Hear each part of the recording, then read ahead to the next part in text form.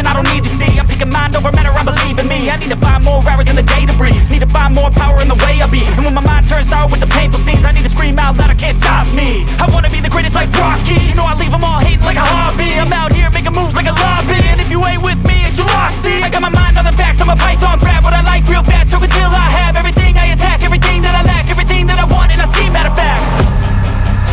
Cause I'm my own worst enemy. Only if I let it be.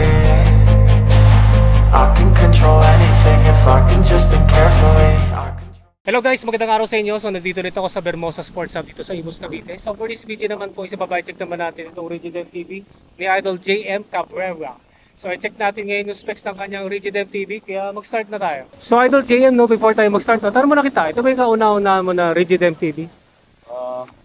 Pang tatlo na siyang ano eh, na MTB. Isod ko lang tapos konti-konti. Ito na yung latest, no? So next question naman, Idol, sa mga regular na ginagamit ng Rigid MTB ko ngayon? Ano?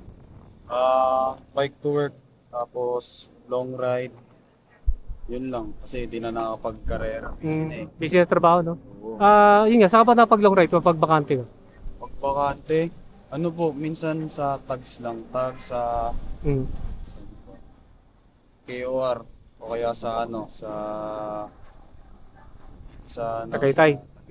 Yon. So ito nga yung kanyang general background sa kanyang Rigid MTB. So mag-start muna tayo sa kanyang XC Hardtail mountain bike frame. Itong frame niya is Scott 4.0. Yan, Scott 4.0 na XC Hardtail mountain bike frame. Aluminum to. Di ko ba tiyak kung aluminum 6061 to, no? Basta ito ay aluminum. Pang 29er ba? Parang 27.5 to. 27.5. Kasi little clearance pala, no? Okay, tignan natin to. Yun nga, pang 27.5 then size 17. Size Yun. 17. Yung size 17 or size medium, straight or non-tapered yung head tube. Yung cable routing yan, all external cable routing. Pang BSA threaded na bottom bracket shell yan. Pang 27.2 mm diameter na seat post, quick release yung drop out. Then ang disc brake caliper mount naman yan is post mount. Next naman, ito kanyang MTB rigid fork, repainted to, no? Opo, map. Pero to, Moso pa rin. Moso pa rin yan. Moso M5 EV ba yun? Ayun, yung nakita ko sa online, no? Moso M5 EV kasi may mount pa to ng B-brake, no? Opo. Yan, nakita ko yan sa Lazada eh. Ito yung 26R na suspension corrected na aluminum 7005. Lalagay ko na sa screen yung crown length at saka yung blade length nito. Then the steerer tube na to, of course straight or non-tapered, quick release yung dropout. Then on disc brake caliper mount naman yan is IS or international standard since na old school itong rigid fork na to, no? Next naman sa kanyang cockpit, ito yung kanyang MTB handlebar, Truvative Hasfeld na aluminum 6061, 31.8 mm ang diameter, 720 mm ang lapad na parang may back sweep pa to, wala ko yan, mag-straight lang siya. Ayun, pure straight pala to, no? Ano naman yung grips mo, Idol? Unbranded lang to na grips eh.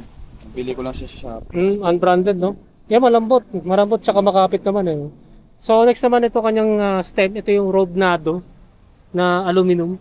Ang nakalagay dito, anong haba nito? 110? Okay, ma'am. 110, negative 17. Ayun, negative 17 degrees. And next naman, yung integrated headset niya sa Ragusa. Ragusa na sealed bi-race. Yung seat flap mo, unique na unique yung design eh. Anong brand nito? Submit niya ko yung ma'am. Submit. Opo. Tignan ko kung mayroong model. Saglit lang, no? Kakaiba yung itsura ng kanyang, ito yung kakaiba yung itsura ng no? Seat flap, no? Aluminum Allen type, 31.8 mm ang diameter. Yung seat post naman niya, 777 na aluminum, na 27.2 yung taba, 400 mm ang haba, na setback na may single ball clamping system. Next naman, alam mo ba yung brand nito? Yung saddle mo? Wala kasi nakalagay. Ano lang to? Pinahiram ko lang sa tropa ko. Anong brand, no? Anong brand? Bali, yung malambot pero hindi masyado nagpa-flex, no? Pero nagpa-flex pa rin naman, ng konti. Then, seal bearings. Ano naman yung feedback mo dito sa saddle mo? Sakit sa puwet eh. Lalo na pag mga pag bike to work. Plus pag yung puwet mo dito. Dito, no? Papalit din tayo. Pero, muna tayo. Tsaga-tsaga muna. Tsaga-tsaga muna. Ano yung balak mo papalitan kung sakasakali? Magpa-power saddle ako eh. Power saddle. Oo. Yun. Yun, so ito yung feedback niya dito, no? So proceed naman tayo sa kanyang drivetrain. Yun ulit, pambansang drivetrain 1x. So wala kayong makikita ng front shifter, front derailleur at saka extra chainrings. Yung shifter naman niya is Shimano Deore M5100 na 11 speed na may window. Next naman, itong kanyang MTB crank. Ito yung Saturn Titan na yun, 4-post pin na pang 1x, no? 104 BCD sa isang chainring. 170mm ang crank arm. Ito yung Halotech. Yung bottom bracket ito na BB68. Saturn din ba yan? Ano kaya? Stock siya ng IXF. Stock ng IXF. Yan, BB68, no? Yung chainring mo naman, idol. Snail na 38 teeth na 104 BCD. Na pinaliktad mo lang, no? Yan. Next naman, itong kanyang RB clipless pedals, Shimano R540. Na Shimano R540. Next naman, yung chain mo. KMC na SL ata na 11 speed. Ano yan? KMC X11. XL, Kasi yung SL may butas yun. Yun, KMC X11 na 11 speed. Yung cassette sprocket mo, idol?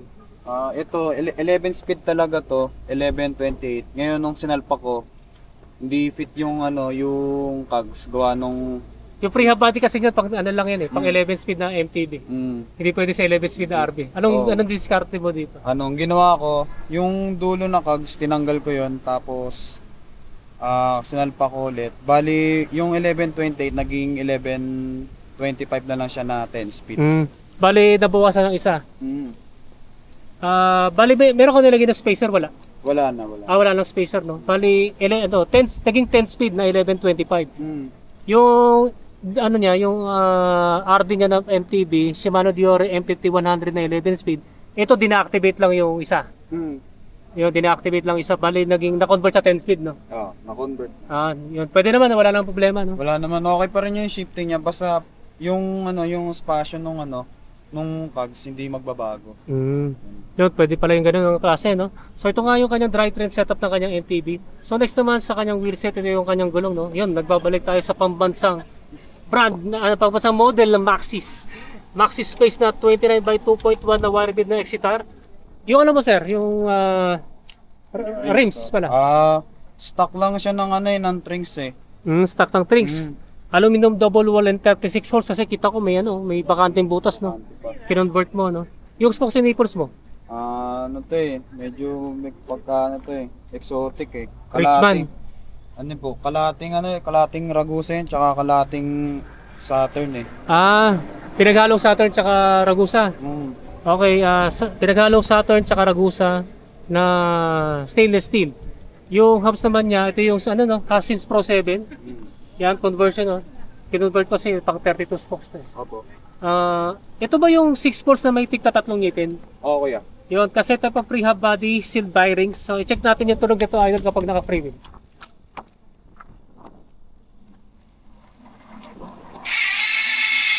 Uy, malakas.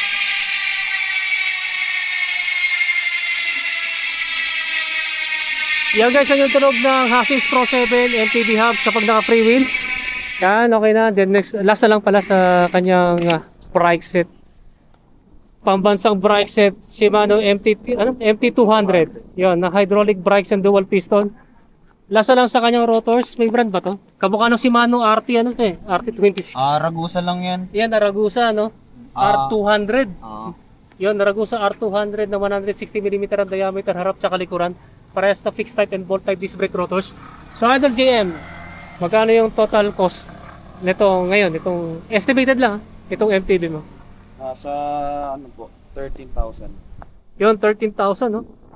Yun, so guys, ito nga yung Scott 4.0 rigid MTB ni Idol JM Cabrera. Yan guys, no, na-check na natin itong Scott 4.0 rigid MTB ni Idol JM Cabrera. So kung meron kayo tanong regarding din sa kanyang rigid MTB, i-comment na lang ninyo sa comment section down below. So Idol, shoutout na. Shoutout sa nanay ko, pati tatay ko, yari naman ako pag-uwi. Love you guys. Shoutout sa mga sa mga bike page na mga scammer. Putihin nyo pa. Scammer sa pagbebenta? Oo. Indian kayo. Sabi ko Nakay mga Indian. Yan guys, maraming salamat pala sa pag-watching ng MTV mo. Yan guys, maraming salamat sa inyo panonood. And don't forget to subscribe yung aking YouTube channel. Pakiclick na lang yung notification button para matutuloy notify kayo. Yan guys, maraming salamat sa inyo and rise po sa inyo.